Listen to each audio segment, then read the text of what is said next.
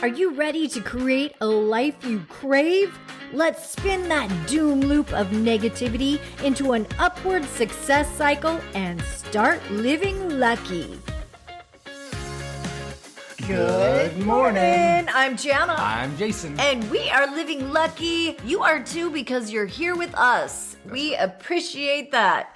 We're talking about change today. Change that. When it's time to change, you have to rearrange. I love Every time you say we're talking about change, and I don't know why, it's only when you say it. What was that? Do I think of Peter Brady. Right? Did you just hear that? Or Bobby Brady. No, it was Peter.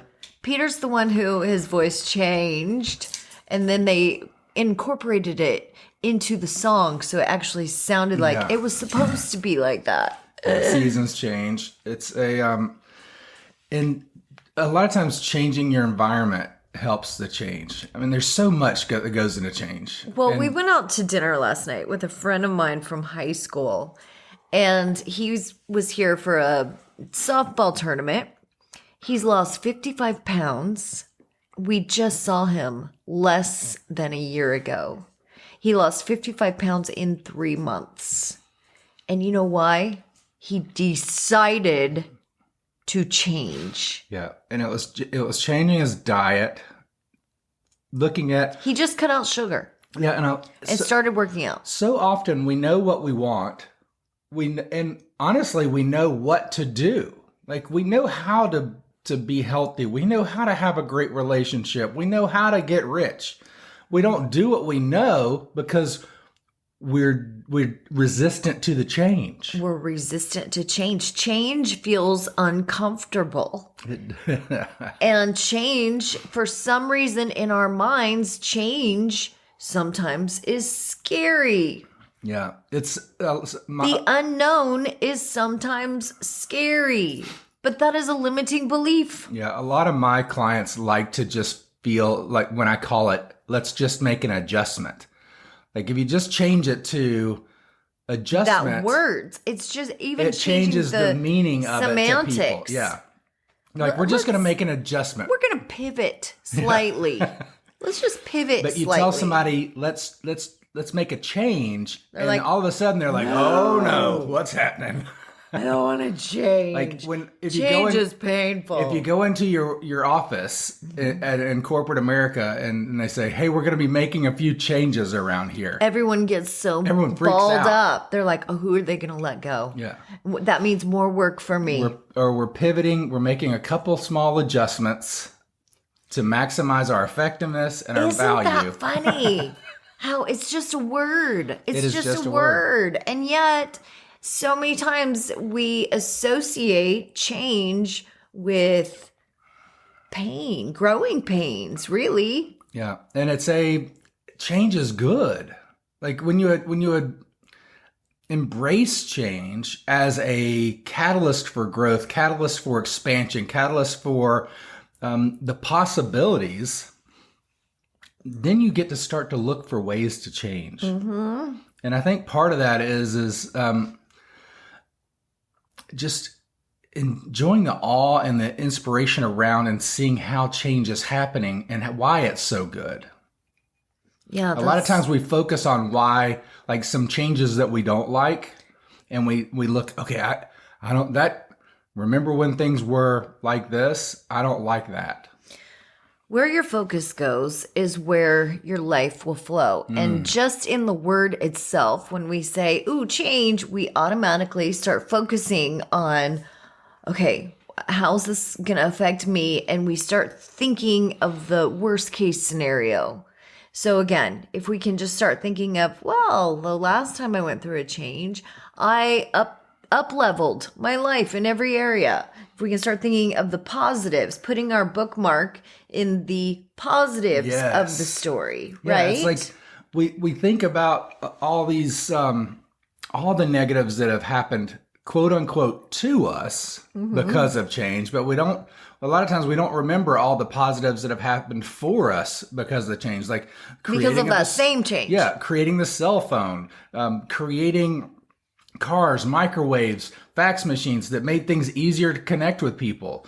There's so much change, and this is just physical change, not personal change, but it's incredible that so often we focus on, oh, they're making a change at work. I'm going to get fired. I'm going to have more work to do. Our mind automatically goes to the negative to protect us. Yeah. It's a human nature. And to keep us comfortable. To keep us comfortable. Oh, that is so big because we don't like to be uncomfortable. No, that's why change gets us just outside of our comfort zone, into that stretch zone. Yes. And I think that's why like a lot of people don't leave where they grew up. It's I'm comfortable here. I understand the people. I understand what's happening. These are the beliefs that I have. I'm going to stay here and I don't have to change. Now, the world continues to change. Mm-hmm. So if you're not changing, you literally you're are being changed. Yes. Yeah. So you can either look for change and look for ways to change and be a person of change, or you can be a person that is changed. Okay, here's the drinking game. How many times have we said change in this podcast? Please, God, don't do shots for every time we said change. You might be changed at the end of this if you do that. You may need to change your drawers at the end of it. Oh, dear. Okay, so let's just talk about how we can adapt to change. How can we embrace it? You know, one of the things when we had our camper and Trevor, our nephew, yes, put his dream on there was to seek uncomfortableness or something like that. Yeah, what it was seek the uncomfortable. Yes. And when he did it, we both kind of thought, wow, that's an odd dream for a 20-year-old. Right? It's like most people have put on, oh, I want to be a millionaire. I want to win the lottery. I want to world peace. But seek discomfort. Yes. Because when you seek discomfort, you're open for change.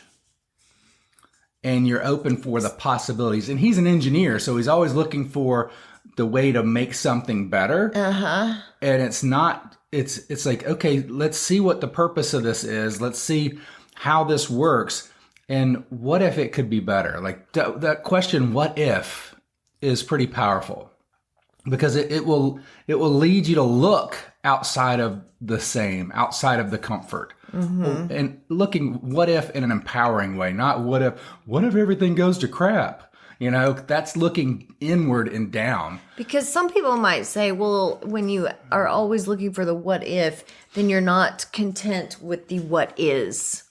And that's where I want to reiterate that we can always be grateful for what is. Absolutely. And we can still grow. I mean, what we appreciate. So if we start by being grateful for what is. Yes, I just got goosebumps. Goosies, follow your goosies. Then we can also, with a growth mindset, start looking for, okay, where's potential, the possibility. Yeah. And that's where and then you get to be grateful for that as you take steps in faith. Let me just say one more thing, because we've kind of been all over the place, but when you make your not normal the new normal, when you make your uncomfortable the comfortable, that's where the trailblazers live. Yes. And it's in that area that nobody else wants to go, which is why there's more opportunities there. There's more potential in that. It's like untapped potential. Right. It's like a ring of untapped potential because nobody wants to live where they're not comfortable. And what you do when you get out there, I think, is you kind of stoke your inner flame. You shine a little brighter, and it draws more people to you. Now, it can draw more people to you going, "Oh, be careful! You know, you're risking too much, or you're doing like the people that want to you've fallen off the deep end." Yeah, that are trying to pull you back into safety. But what it does is it creates energy, and it grabs that energy that's waiting for us out there. It's right? all about energy. It is all always about comes energy. back to energy. And I love when you talk about how getting aligned, like know your values, get aligned with what you truly want, like what your soul wants you to do. So when you are stepping out there, your why overcomes your why nots. So it all comes down to your desires, knowing your desires, and then aligning that with your decisions. Like my friend Chad, who lost 55 pounds in 3 months, deciding is to kill all other options. This is the way I'm going. And then if you align that with your divine design, it just starts falling into place. You start feeling lucky. Yeah. Everything, the right people, the right opportunities. You find yourself in uncharted territory, but it is all working in your favor. Yeah, and you're not drawn to comfort. You're drawn to the possibility or the potential. Yes, I love it. We're going to end there. Thank you so much for this quick little recap on change. When it's time to change, you've got to rearrange. Keep living lucky. Bye-bye. If the idea of living lucky appeals to you, visit us at startlivinglucky.com.